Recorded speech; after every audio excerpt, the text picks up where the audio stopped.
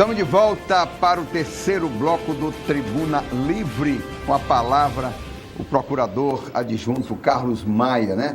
Vai falar aqui dos programas do Ministério Público de combate, inclusive ao crime do colarinho branco e as organizações criminosas, né? Também, né? Isso. E o Ministério Público também já trabalhou com delações premiadas, né? Já assim, no caso do Ideobrando, é um caso emblemático que aconteceu aqui no Estado, que se não fosse a delação premiada, nós talvez não tivéssemos chegado à condenação em vários crimes que ele teria praticado, né? Em relação ao combate à corrupção... Mas eu acho que você deveria primeiro sim, pois não. Fazer a questão dos projetos que tem o Ministério Público, porque esse segundo ponto de delação, ele vai ser extremamente polêmico e é capaz de encerrar o programa se não ter tempo de... O Ministério Público, assim, ele tem diversos projetos, não assim, em diversas áreas. Agora, em relação ao combate à corrupção, nós temos ferramentas, né? Agora, e quais são os projetos que tem o Ministério Público? O Ministério Público tem o MP na comunidade, tem o projeto Promotor por um Dia. Nós temos uma ferramenta que é o Natera, que é a menina dos olhos do Dr. Oswaldo, foi criado por ele, que é o Núcleo de Atendimento Terapêutico, pessoas dependentes químicas, né? E de acompanhamento dessas pessoas. Pelo próprio Ministério. O Ministério Público faz o atendimento inicial e encaminha para os serviços existentes no Estado ou no município. De proteção. Nós temos o Centro de Atendimento ao Cidadão, que é onde o cidadão pode procurar o Ministério Público em busca de seus direitos e nós vamos fazer o encaminhamento necessário. Nós vamos atender, se for nossa atribuição, e vamos encaminhar, caso não seja nossa... Tem o Centro de Atendimento ao Idoso? Tem o Centro de Atendimento à Cidadania. Nós temos uma promotoria de defesa dos direitos do idoso. Mas não é o caso de nenhum de Não nós, é o meu caso, mas é o caso dele. É o caso dele, né? Então, nós temos diversos projetos. Nós temos o nosso grupo de combate ao crime organizado, que inclusive deu uma resposta junto com a Polícia Civil em outubro do ano passado, quando teve a sociedade acriana, em vários municípios do estado, foi afrontada pelo crime organizado e o Ministério Público, junto com a Polícia Civil, em silêncio, dentro da operação Fim de Linha, conseguiu depois que a Justiça expedisse 160 mandados. Mas, doutor Carlos, desculpe de interromper. Pois não. Apesar dessas medidas todas, a violência neste país e neste estado é extremamente preocupante. O cidadão acriano e o cidadão brasileiro, ele sai de casa temeroso e volta para casa assustado. E em casa ainda continua temeroso e assustado. Porque eu acho que acabou o Ministério Público Estadual, o Ministério Público Federal, o Governo do Estado, houve uma força-tarefa no sentido de melhorar nessa parte do crime organizado, que mandavam matar pessoas, essas coisas. Mas hoje, no estado do Acre, o que a gente está vendo e a gente morre de medo são esses assaltos que estão acontecendo dentro das casas da gente. Hoje a gente fica morrendo de medo. E isso a gente já vem denunciando há algum tempo, que o maior problema é a questão da droga. E aí sim que a gente deveria ter uma grande força-tarefa, inclusive com o governo federal, Exército Brasileiro, porque não tem como, o Acre sempre vai ser um corredor. As pessoas têm que discutir essa situação. Nós estamos vendo crianças, que a facilidade de pegar droga, infelizmente, infelizmente, nos nossos vizinhos, tanto no Peru como na Bolívia, é muito grande. O Epadu, que é a planta que dá cocaína, só dá nos Andes. Então, o Acre, que é vizinho dos Andes, sempre vai ter esse problema. Os maiores roubos hoje de carro, a televisão, dentro da casa da gente, que a gente vive morrendo de medo, é justamente para comprar droga. Porque a pessoa se desespera, não tem mais dinheiro e vai roubar. Então, eu acho que a polícia, junto com o Ministério Público Estadual, é uma força-tarefa mesmo, deveria redirecionar o seu trabalho hoje para ver essa questão desses furtos, desses roubos questão, que está dentro da casa da gente. Tem uma questão sobre violência? Não tem um dia, Artélio, que a gente que não tem uma história de uma vizinha, de um amigo da gente, de um lugar, de um parente, que não é assaltado hoje dentro da casa da gente. O fato da Polícia Federal... É um horror. O fato da Polícia Federal estar mais deslocada para o combate à corrupção, como disse aquele senhor que ia ser ministro do Temer da Justiça e que não foi... O Antônio Mariz, né? Ele disse que se ele fosse ministro da Polícia Federal, iria voltar a combater o tráfico de drogas, que não estava fazendo adequadamente. Mas eu iria, antes de eu ouvir, eu iria mais. Eu concordo, apesar de que a Constituição diz que o Exército, as Forças Armadas, teriam outra finalidade, mas diz também para assegurar a ordem no país. Ocupar o território, né? Pelo menos isso. Eu não consigo entender hoje por que não se dá um papel específico, se for o caso, até alterando a Constituição, para uma parte das Forças Armadas, no lugar de estar todo o tempo marchando em quartel. Ou então limpando quintais de sargento, de tenentes, os pobres dos coitados dos soldados, fazendo aquela coisa absurda, que é aquelas operações boina, que já morreram, vários crianças de 18 anos que já morreram por causa daquelas operações boina, e deveriam, eu acho que a gente deveria redirecionar a função do Exército. Eu também acho. Tem inclusive países que hoje vivem uma das melhores qualidades de vida, como é Costa Rica, que nem exército tem. Eu acho que está na hora do governo do Estado olhar, o governador Tião Viana, ele tem que vir a público e ele tem que exigir por parte da PM, por parte da Polícia Civil, que nós temos inclusive um excelente secretário, uma pessoa de conduta séria, mas nós temos que exigir uma força-tarefa no sentido da polícia estar no meio da rua. Mas como eles nós estamos com medo. Nós estamos com medo, nós moradores. Para as Olimpíadas? Pois é, mas aí a gente vai assistir os Jogos e as Olimpíadas morrendo de medo de ser assaltado dentro da casa da gente. Pois não. Bem, inicialmente eu quero dizer o seguinte, que, como Nalu disse, hoje nós temos um excelente secretário de Polícia Civil. Excelente, o melhor quadro.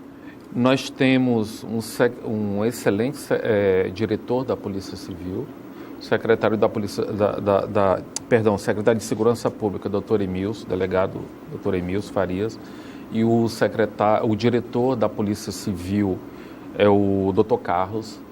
Então, assim, eu entendo que houve um grande investimento, tanto na Polícia Civil, quanto na Polícia Militar, hoje comandada pelo Coronel Júlio César. Acontece que nenhum de nós, nenhuma dessas instituições, seja o Ministério Público Civil, seja a Polícia Militar, seja a Polícia Federal, nós não temos bola de cristal para saber onde o crime vai acontecer. Nós temos mapeamentos das áreas mais perigosas, onde estão ocorrendo mais assaltos, e a despeito dos recursos humanos hoje existentes, mas ele não é o suficiente para tomar conta de toda a cidade ou de todo o estado.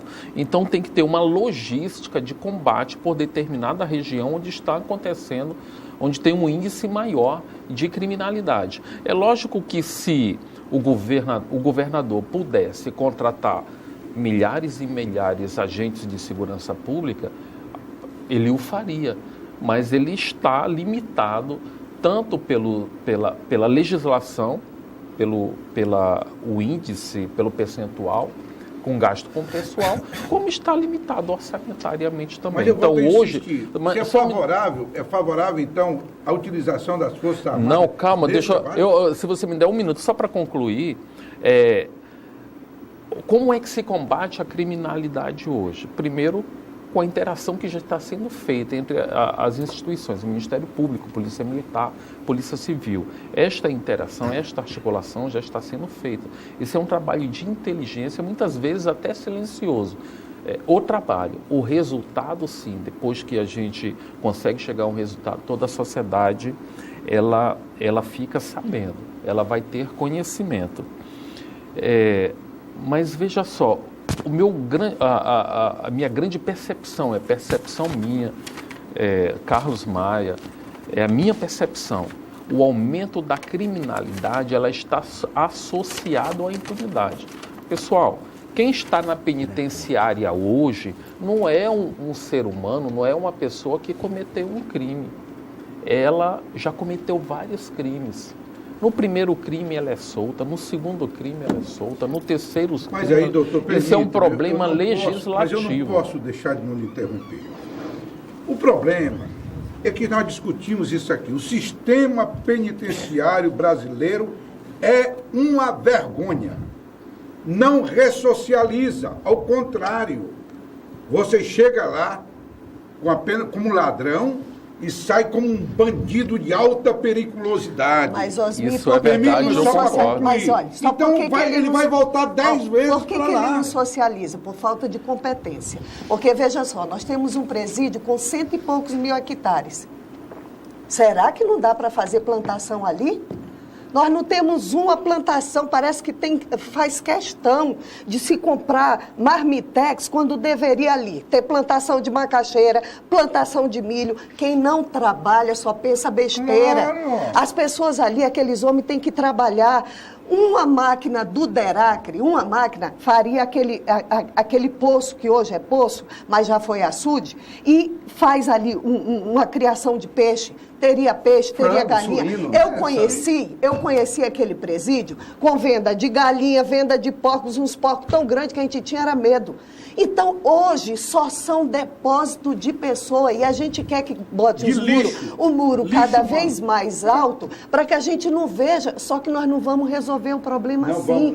Nós vamos resolver o problema, só fazer um ligeiro comentário. Onde a gente tem um presídio que ele se torne autossuficiente e ali é competência mesmo. Olha, ali é competência. Dá para o Estado ajudar e fazer. Tem uma frase, doutor Carlos, que diz o seguinte: horta hoje eles estão comunitária. contidos. Amanhã eles estarão contigo. Verdade. São 700 mil brasileiros de todas as cadeias do Brasil que estão voltando piores do que entraram. Isso é um problema que tem que ser solucionado também. Precisa ser solucionado. Deixa eu só fazer uma comparação. Eu vejo o país hoje, doutor Maia, cada vez mais disfuncional. Nós entramos aqui no assunto de segurança pública, que é um assunto que tem íntima ligação com o Ministério Público. Aí a gente começa a demonstrar as deficiências do sistema prisional, policiamento de rua, vigilância de fronteira, etc.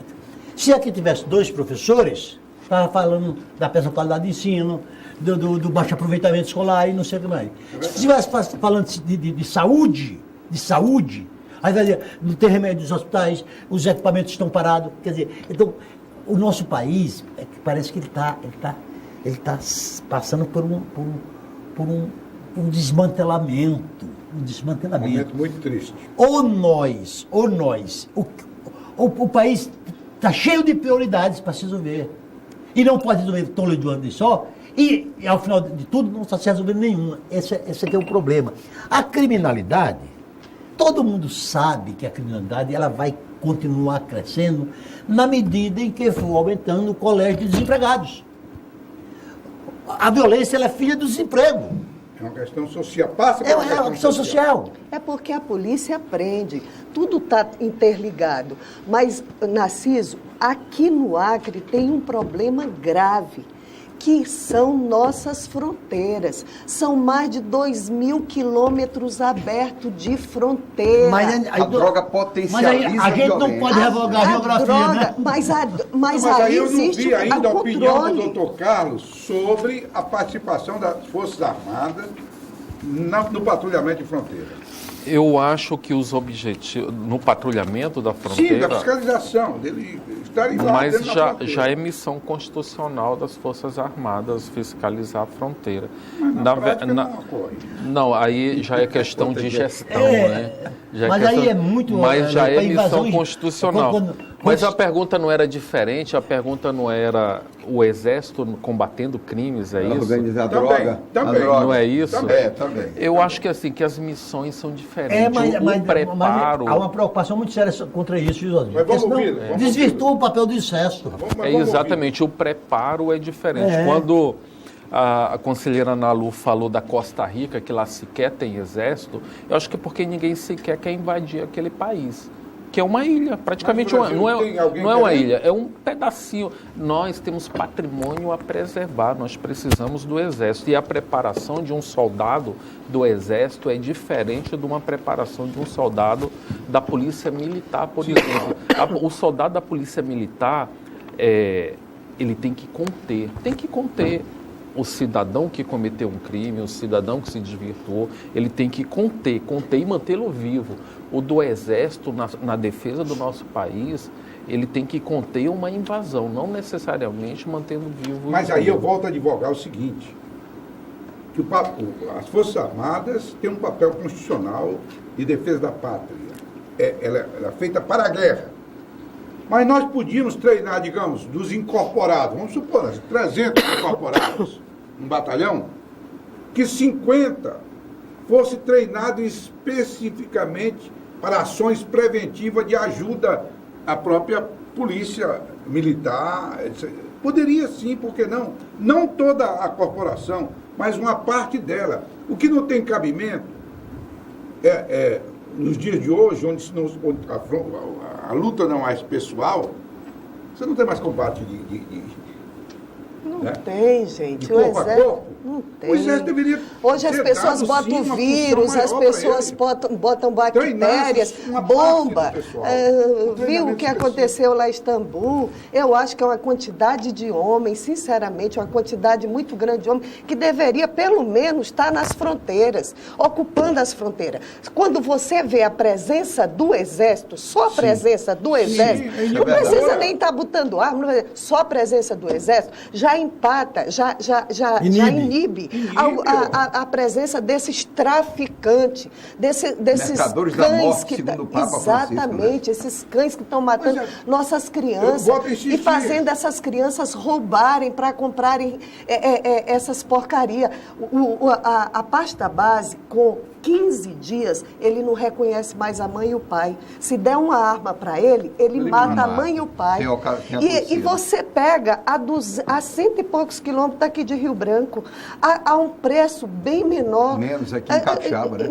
Em Capixaba, a 77 quilômetros. Então, essa situação que a gente precisa ver. Agora, a Polícia Militar melhorou bastante, a Polícia Civil melhorou bastante, agora tem que trabalhar integrado. Eu não consigo imaginar hoje as instituições se não forem integradas. E com a própria participação da sociedade, a sociedade está vigilante, controle social, fazendo com que a gente possa passar informações. Vou lhe dar um exemplo, doutor. O PROERD. Eu vi o PROERD, foi um dos trabalhos mais bonitos que eu já vi da PM militar. Nunca os governos foram tão assim, pegaram aquele projeto, e botaram assim debaixo. Eu nunca vi um governador, um prefeito botar aquele projeto debaixo da coisa e vou usar aquele PROERD. Eu já vi crianças... O que é o PROERD? Explica o que é o PROERD. O PROERD é um programa... Resistência às drogas. Isso.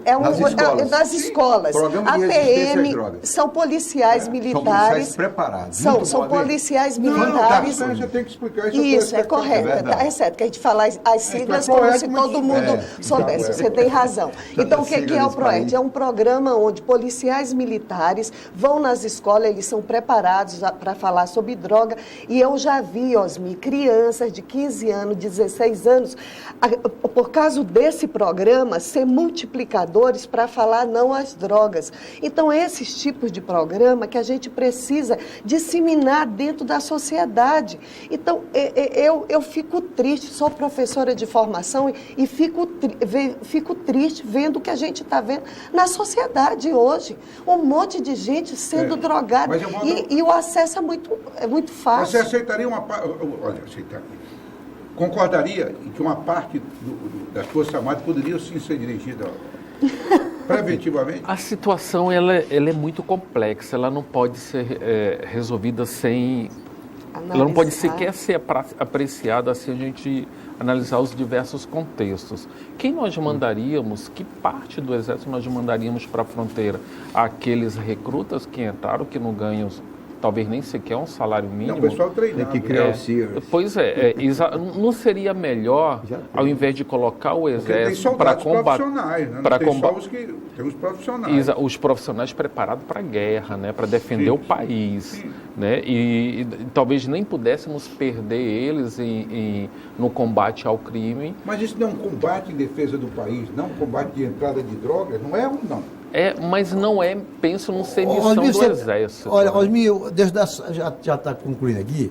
O grande problema é que as opiniões são tão diversas que enquanto a gente... Eu falei que é complexa a situação. É tão complexa, porque enquanto a gente está patrulhas das fronteiras, proíbe o tráfico, aí já tem movimentos torcendo pela discriminação da droga. Fica difícil, né? É verdade. O problema, sabe o que é, Narciso? Eu vou lhe dizer. Sabe por que todo mundo tem opiniões divergentes? É porque todo mundo hoje está com medo. Eu tenho filhas, enquanto não chegam, eu não durmo. Todos os pais e mães de família estão assim. Aí quando vão, e ela tem controle, quando bota no portão, o meu medo é ter alguém ali olhando, vendo ali. A gente só vê história. Um dia desse, minha amiga Ana, professora Ana, amiga querida, amada, estava lá na casa dela, um bandido veio lá no Xavier, tirou o carro do filho que estava fazendo mestrado, lá na Bahia, o menino estudando. Eles observam tanto que o horáriozinho, só que ela saiu de 1 hora, eles pegaram, tiraram o carro. Então, hoje, agora, a gente já fica feliz quando rouba, quando a gente não está em casa. E que Deus me livre ter em casa. E quando são mulheres, que o medo é maior, porque que mexa com a gente, que faça alguma coisa com a gente. Então, a gente fica muitas vezes no desespero e fala até algumas besteiras, como a questão do Exército, alguma coisa, mas é o desespero e o medo que a gente vive. Eu apenas encerraria a minha participação no programa de hoje, dizendo o seguinte: quem pode está saindo hoje desse país? Não.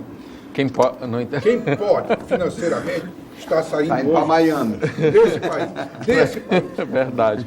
Não, só para concluir também minha fala, além do PROERD aqui mencionado, que é o Programa de Enfrentamento e Resistência a Drogas da Polícia Militar, programa fantástico, da qual eu já participei de diversas formaturas, né, como palestrante, em parceria com a Polícia Militar. Inclusive, minha filha também, de 10 anos, ela é concludente deste curso do PROERD da Polícia Militar. Também gostaria de mencionar os bombeiros mirins do Corpo de Bombeiros, um programa excelente. São esses tipos de ações que pega crianças e as educam, que vai mudar a realidade. Dentro do Ministério Público, nós temos um programa chamado Promotor por um Dia, onde a gente traz crianças, principalmente de escolas carentes, para ver como é o Ministério Público, para ela entender e saber, conhecer seus direitos e saber que pode chegar a ser um membro do Ministério Público. Inclusive, nós temos uma história emblemática, que sempre o Dr. Oswaldo relembra, que quando levou um grupo de crianças lá no Instituto Socioeducativo, e depois levou para visitar o gabinete do procurador-geral, que fica no 3º andar, naquele dia o elevador não estava funcionando. Quando eles chegaram lá em cima, uma das crianças se virou para a professora, coordenadora deles, e disse: olha, foi mais fácil chegar lá no estudo socioeducativo. Ou seja, é mais fácil cometer um crime. É mais difícil ser promotor de justiça, mas quando chega lá no gabinete do procurador e tem uma visão linda do Rio Acre, porque na parte de trás do prédio são vidraças, tem uma visão linda da Gameleira, eles entenderam que o caminho mais difícil é o melhor, é o que traz o sucesso. Muito bem. Então são esses programas que realmente mudam a realidade. Tem que agir em cima dos jovens. Chegamos ao final do programa, muito obrigado, e a gente vai encerrar o programa hoje de uma forma diferente. Uma frase de cada um dos senhores. Quero começar com o Narciso para este programa. Qual é a frase, Narciso? Qual é o pensamento, qual é a ideia? Vamos relembrar aqui uma frase de Chico Xavier. Ninguém pode voltar atrás e fazer um novo começo, mas poderemos recomeçar e fazer um outro fim. Eu acho que a caminhada que nós estamos perseguindo, sobretudo no aspecto político, ela é muito ruim. Ela é muito. Era a frase, ele fez um discurso. Era só uma frase. Doutor Maia, uma frase, doutor Maia. É mais do que uma frase, assim, na verdade, eu quero parabenizar mesmo vocês por esse programa e trazer esses assuntos tão importantes para a gente ficar debatendo e tão importante para a sociedade, que a sociedade começa a assistir um programa como este, a compreender as diversas temáticas que nos rodeiam. Obrigado. Presidente do Tribunal de Contas, eu só queria agradecer, mas não é uma frase, mas é um agradecimento. Obrigada por ter nos chamado. O Tribunal de Contas, mais o Ministério Público Estadual, têm trabalhado juntos e a gente só entende hoje para resolver vários problemas que passam a sociedade, não só de corrupção, mas de desemprego, de tudo, se as instituições se falarem, se cada um está complementando a outra, porque senão, se um ficar trabalhando para um lado e outro, a gente não vai conseguir superar essa crise. E eu discordo uma coisa do Osmid, que as pessoas querem ir embora do Brasil. Não, o Brasil é maravilhoso. O Brasil é muito bom para se morar. Eu, pelo menos, com o que eu ganho, eu não saio do meu Acre. Na verdade, eu não saio do Brasil, eu não saio do meu Acre, do meu Rio Branco. Então, aqui é um lugar muito legal para se morar. Imagina aquele povo lá de Istambul, aquele povo lá do Oriente Médio. Deus me livre. Então, é muito bom. O que a gente precisa é passar a limpo certas situações para que a gente possa viver todos felizes. Em paz. Osmi, a sua frase. Que o Brasil se reencontre com a sua sociedade. Obrigado a todos e a minha frase, boa noite e obrigado. Tribunal Livre volta na próxima semana. Muito obrigado.